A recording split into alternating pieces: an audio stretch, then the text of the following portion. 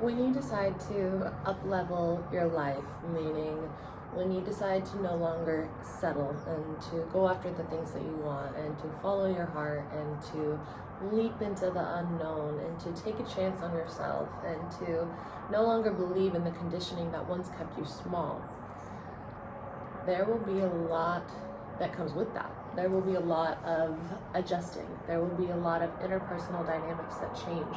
There will be a lot of confusion, a lot of unknown, a lot of feeling like the ground is not beneath your feet anymore. And that's just part of it. And if you're willing to take that chance on yourself, then you have to also be willing to move through that period of time with as much self-dedication as possible.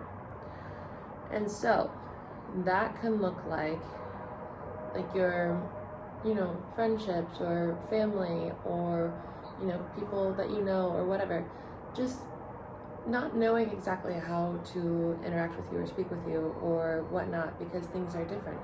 Or it can look like people pushing you away and getting triggered by you.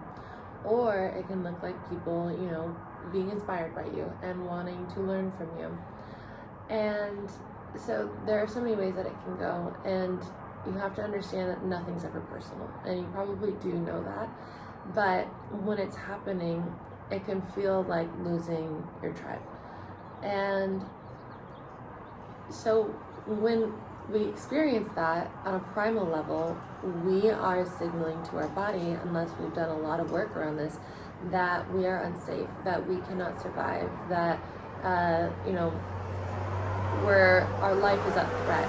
Because back in the day, if you were exiled from a tribe or not accepted, then your survival was on the line because you needed to be within the tribe in order to get the needs that you met. And so right now, when you change your life, you decide to shift identities into the version of you who remembers the truth of who you are, remembers your potential, gets what you truly want, then that will change everything around you.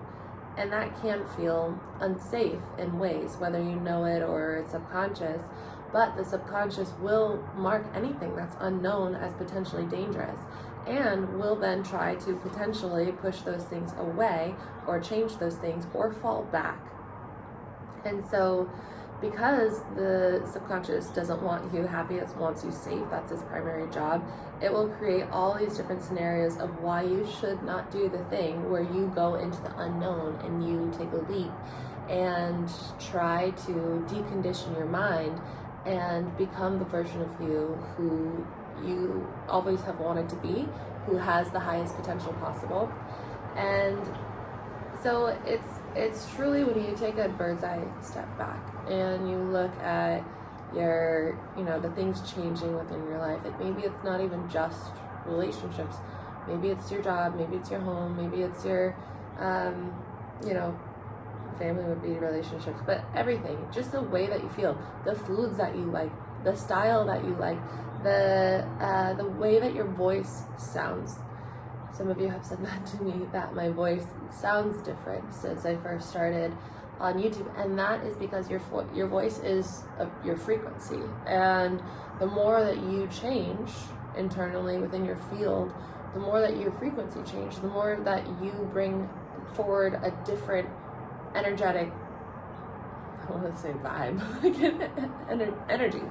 And as you change your field, you change matter. And so it's going to, of course, all these things are going to change within yourself.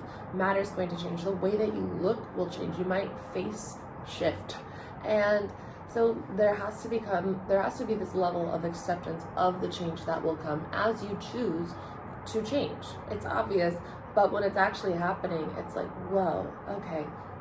I remember when I worked on boats, when I started working on boats a long time ago, not a long time ago, I don't know, 2018, and I was moving to Mexico on my first boat that I lived on for full time, and one of my good friends who trained me, she said, when you come back, people are not going to want to really know about your stories. They might ask, but then they kind of shut down, and they just like go into like not listening mode. They don't want to know about, you know, the whale sharks that you swam with and that you were inches away from touching and how powerful that felt. They don't want to know about the culture that you immersed yourself in and all these things. And maybe some people do, and that was my experience. Like, some people wanted to hear the stories.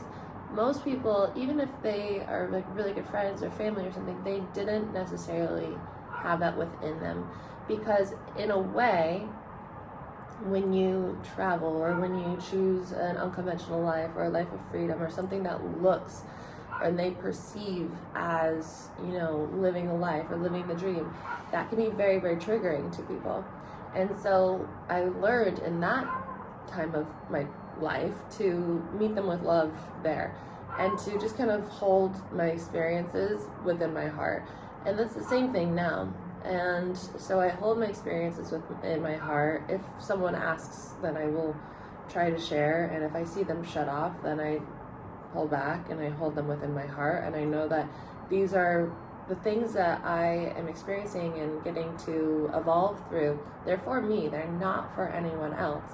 And so that's another layer of it, is like, if you're doing this for other people, then you're doing it for, I don't necessarily think that there's right or wrong things, but in a way it's the wrong reasons, because it's not going to be as fulfilling or sustainable if you're doing it for them. You will definitely go down that path and you will learn lessons of how your worth is not associated with the lifestyle that you have, with the choices that you make, with the places that you travel, with the money that you make, with the businesses that you have, the relationships that you have, the friends that you have. It's none of that.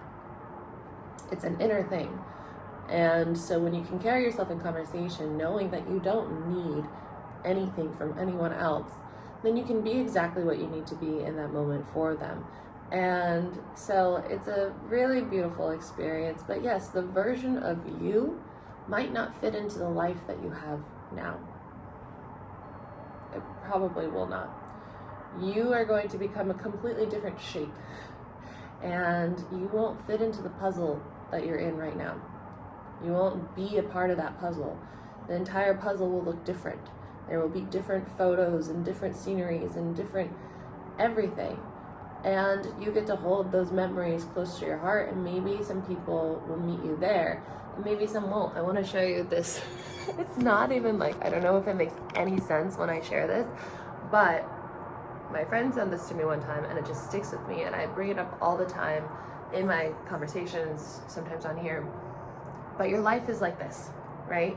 And so you're this wavy line, and everyone's life is like this. And sometimes our lives cross with people, and we're at this like wonderful, beautiful place with them. And then sometimes we go on our wavy bits and we're separate. Then sometimes we cross again, and it's great, and it's everything that it needs to be. Or maybe it just is triggering and it's really everything that it needs to be. And then you go separate ways. Or maybe you just cross and then you go wavy other places. Or maybe you cross and then you go wavy together. And it's just all what it's meant to be.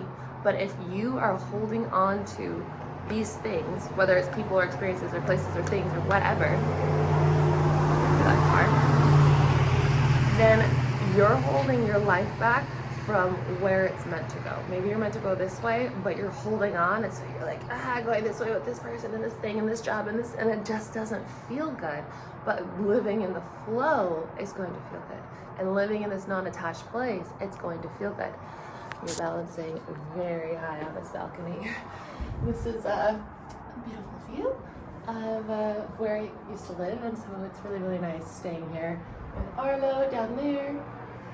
And today we're gonna go stay with another friend and just spend some wonderful time with people who I love and who truly see me and support me and want the best for me, and vice versa.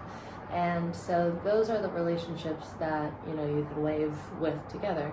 But again, just moving through everything, knowing that things will change as you step into this version of yourself and you up-level your life and you know, let go of the old conditionings that once kept you in the old timeline.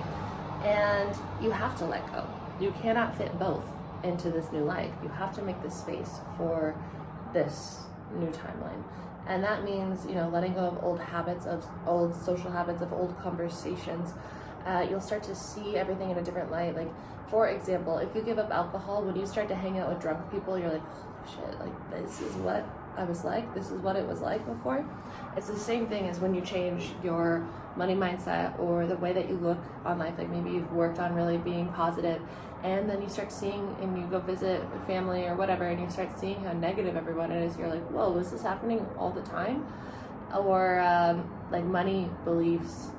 Maybe you're hanging out with people after you've changed your money patterns, and you're hearing them say, like, rich people are so bad, I hate rich people. Or, oh, money is just so, like, hard to make. Why is it so hard to make? Like, why do we just have to work so hard all the time? If you want to give into that because you want to be accepted into the social circle to try to survive, then that will hold you back. But if you can bring awareness around these things and just not meet them there, you don't have to correct people. Sometimes I try to correct people in my life, and they're not ready for it. And so you have to just meet people where they're ready, but also make that space within yourself to know that you don't need to be at that level with people for connection. There will be that period of time. I was just talking about this with one of my good friends yesterday. There's that period of time when you go through this, and it can be lonely. You can choose to associate it as lonely, or you can choose to see it as, she called it, like being in a cocoon. Like, when you distance yourself from that old way of being and relating with people, there is that period of time where you're in that cocoon, and it's so important to be, sorry, these cars must be loud, in that cocoon and holding that vibration, because you are then becoming the point of attraction for everything else that needs to come into your life. You let go, you made the space, and now you have to be the point of attraction and bring in what else is new and needed for your life and your next level, your next timeline. And so it's incredibly important not to focus on being lonely or, being scared or, being like, what have I done? Feeling into the trust, feeling into the anticipation for all the good things that are coming, for all the real connections that are coming, for all the supportive, eye to eye, I see into your soul, you see into my soul connections, the people that help you and support you and teach you and guide you and inspire you and expand you. Those people are coming, and those opportunities and lifestyle choices and all these things are coming as you choose to commit to this and choose to not fall back into old ways of being, but to meet everyone and everything with love and acceptance. If you meet things with anything else, that will cause resistance. And so it's really important to know that everything is the way that it is meant to be. Everything is in divine timing. And in that place of non-attachment, you get to move towards what's meant for you by following the joy and following the curiosity and making space and choosing what you're truly called to and trusting yourself. So, with all that being said, I hope that you like this one. Please give a thumbs up if you do. Subscribe if you're new here and you want to see more videos like this. And leave a comment if you feel called to do so. If you don't know what to say, you can say hello to Araya the Beach Boy. And if you want to sign up for one of my programs to support you on this journey of remembering the truth of who you are and getting what you want, we can wait for this car. And I have 21 days to know your divine guidance, 21 days to rewire your mind, 21 days to know your divine guidance. It's all about going into your heart space, getting familiar with that place, and asking questions to guide you, from a place of the divine, where the divine can be your main, therapist, guidance counselor. Like, you go in there and you can ask any question that you want. You have all the answers within you. In that program, you get familiar with your angels and your guides and how to speak the language of your angels and guides so that you have that moving forward for the rest of your life. And then in Rewire Your Mind, it's all about rewiring your mind, stepping into your chosen timeline. And by doing this and visualizing every single day your chosen timeline, there's a guided meditation in both programs and also a daily exercise.